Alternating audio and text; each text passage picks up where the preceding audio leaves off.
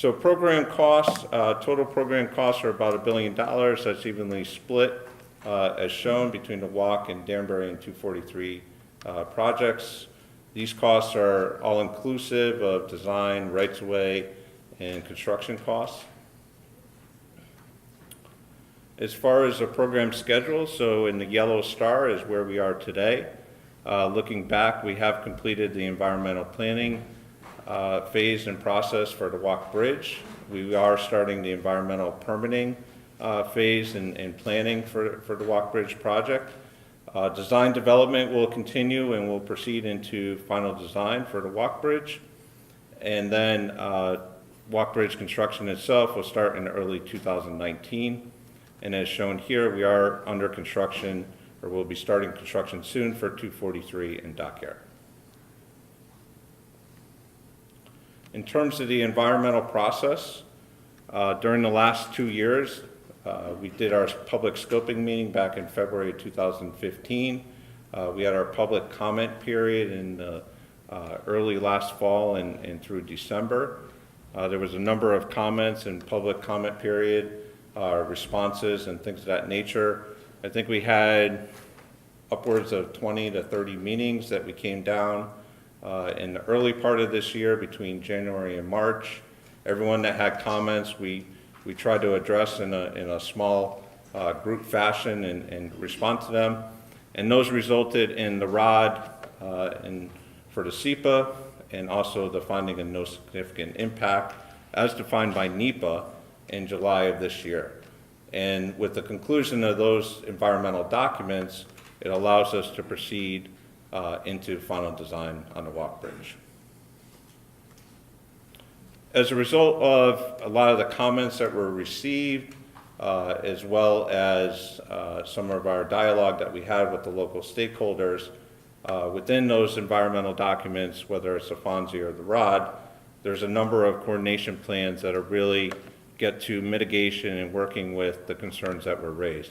And those fall into 4 different categories: safety and security, resource protection, community, and construction coordination.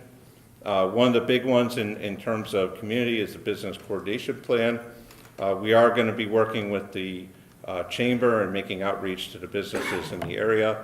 And really that's all about understanding what your business is about, what your patrons are, what your customers are, when your peak hours might be of business, and how we can try to work together to mitigate that. Okay, and with that I'll turn over to John. Good evening, everyone. How are you doing tonight? Glad to see some of your faces that were here before and new people that just arrived.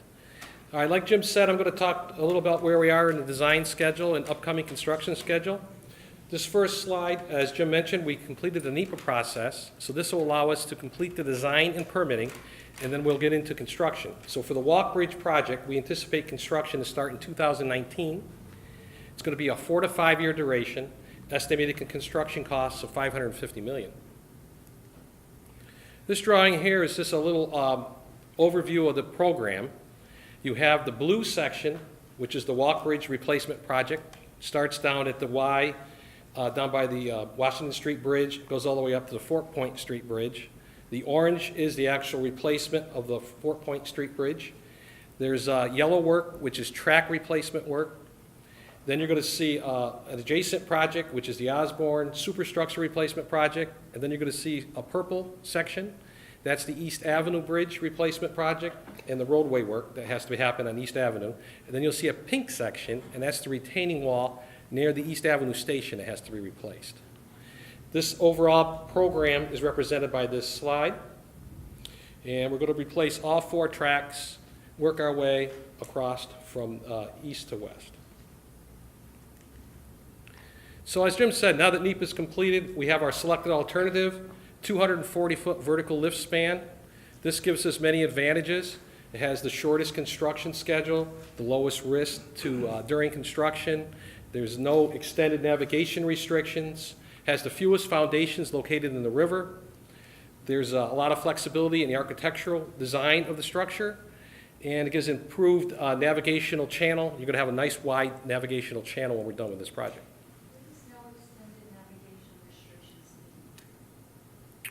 That means that we're going to be able to work the river, allow the movement of the vessels in the river freely and have limited navigation disruption during that period. I mean, we can address some more questions as we go along at the end. So working with the city, this is an architectural, in coordination with the DAC committee, which is a committee that was set up with the city and local businesses and other entities. We've developed a artistic rendering, actually a architectural rendering with that group that shows this 240-foot vertical lift bridge. So this is the architectural sketch that was developed, and we had feedback from the DAC committee and the city as this was being developed, and you can see what that looks like as an option as the selected option for the bridge. So we took that architectural rendering and we developed a 3D model of that rendering, and this is what the project currently looks like. Now I want to point out that this represents a 30% design currently, and we will be continuing to progress the design, and we'll have chances to make tweaks to this and address people's comments that come in as we progress the design based on the design progression. So the first project that Jim was talking about earlier was the Danbury Dockyard branch project. This is going to basically replace the tracks, add catenary, and replace this communication system for the Danbury Dockyard project. This project's going to start this October, and it's roughly a 3-year project. So this little drawing here shows you the track alignment. The yellow is track replacement or realignment. And also included in this project is the blue, which is the Ann Street Bridge. We're going to do a superstructure replacement at this location. And this is this little drawing. It shows the existing Ann Street Bridge, and then the lower drawing is the replacement structure. And virtually, other than having new steel, you guys will pretty much, it'll look like it was the existing structure. CP243 interlocking project. This is a 4-track interlocking. We're going to put in 6 switches. We're going to have track realignment. We have to adjust the overhead catenary system modifications. We're also going to have communications and signal upgrades. And that's the majority of the 243 interlocking project. The construction duration is 3.5 years, and that also starts this October. And this is a drawing that shows the limits of the work. So basically going by color coding here, you have the blue, which is the communications and signal work. That starts down at the South Norwalk Station, goes all the way almost up to the Westport Station. At the same time, when you get to the Norwalk River and the Saugatuck River, we have crossings there. That's going to be submarine cable that has to take place. We are going to have the new tracks in the purple section. That's going to be where the actual interlocking is and the switches. And track realignment takes place also in that area. And that's the gist of that project. And at this point, I'd like to turn it over to Mandy Ranslow at the department. Good evening. Hi, my name's Mandy. I'm an archaeologist at DOT, and I have been working with the local community on some of our historic impacts and commitments. So Section 106 of the National Historic Preservation Act requires us to take into consideration the impacts to historic structures.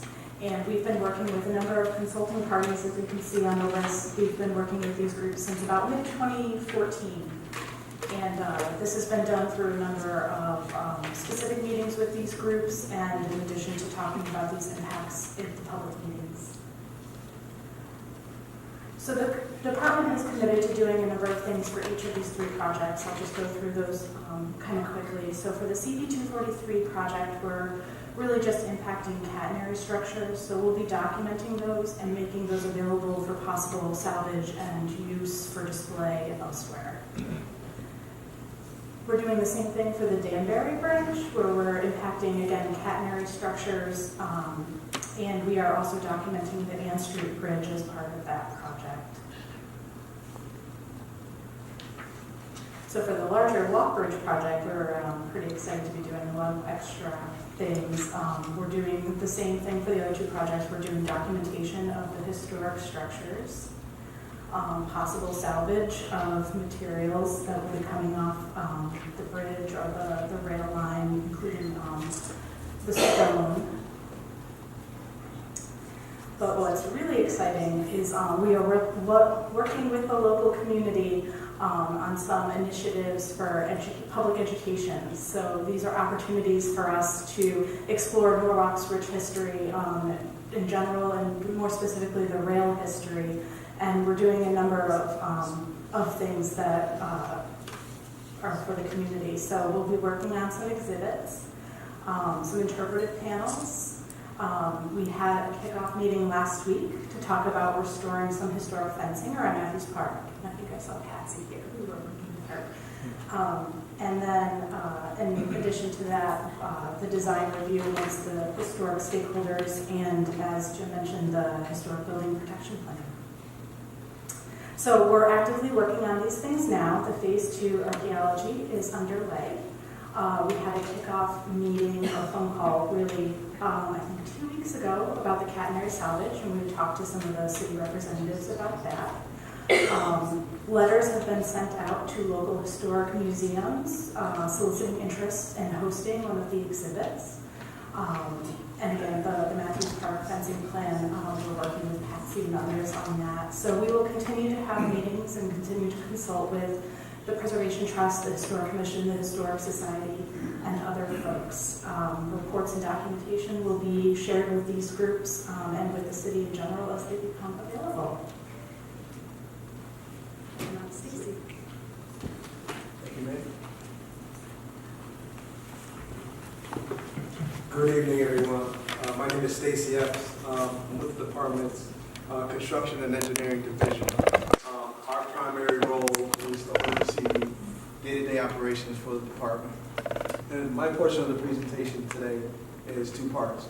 I'm going to provide an overview for what to expect during construction, and also provide a schedule for construction activity projected out to 2018.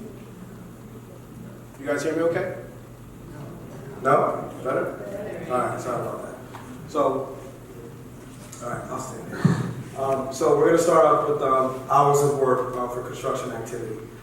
So with the Danbury branch, the majority of the construction activity will occur during the daytime. Since the Danbury branch is not the main line, the rules for working on the railroad are not as strict, and it allows us to perform the majority of the work during the daytime. There will be some nighttime work, but it'll be minimal. Maybe 10% of the work will be at night. And conversely, the CP243 Interlocking project is on main line, New Haven main line, so the rules for working on the railroad are much stricter. So the majority of that work will occur during the nighttime hours, and a minimum amount of work during the day, and also day and night operations on the weekend as well. So we're going to switch gears and talk about haul routes. Now, I know this map looks kind of daunting, but what we're depicting here on this graphic is it shows the haul roads that the contractors required to use during the construction activity. And it's not like we're going to have hundreds of trucks on the road at one time, but these are just the dedicated routes in the contract. We don't envision any more than maybe 15 or maybe a few more trucks on the railroad at one particular time.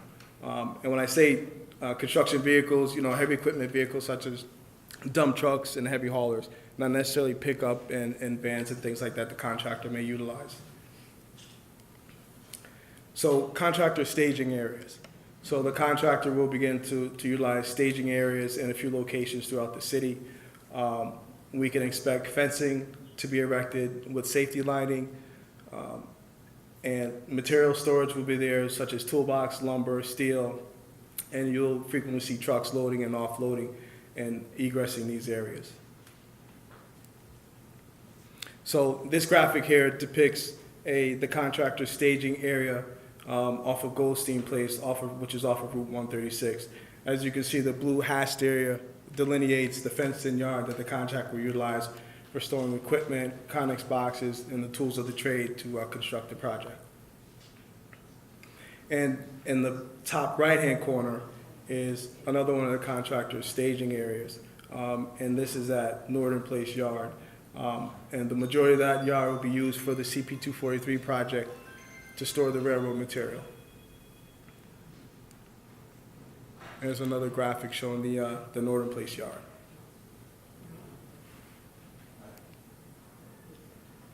So noise and vibration, I think, everyone here understands that, noise is inherent to construction. Those two are married. So it's inevitable, but the department is aware of the impacts that these construction activities can cause, and we're sensitive to the city's concerns and the stakeholders' concerns regarding noise and impacts from that noise. So regarding that, there's a plan in place for noise and vibration. We will identify sensitive receptive areas, establish baseline noise and vibration levels, to determine what means we need to take to mitigate any noise if necessary. Our threshold for noise, for construction noise, is 90 decibels. So we'll establish a baseline and use that as a guide. And we'll also mitigate any anticipated nuisance noise and coordinate with stakeholders having meetings to address their concerns. Additionally, on noise and vibration mitigation measures, we will have ongoing noise mitigation, ongoing noise monitoring. We will maximize daytime work to the extent possible. When possible, we can also utilize low-impact equipment, suppress noise equipment when possible, and limit idle time on equipment. Some additional mitigation measures based on concerns from the city and stakeholders.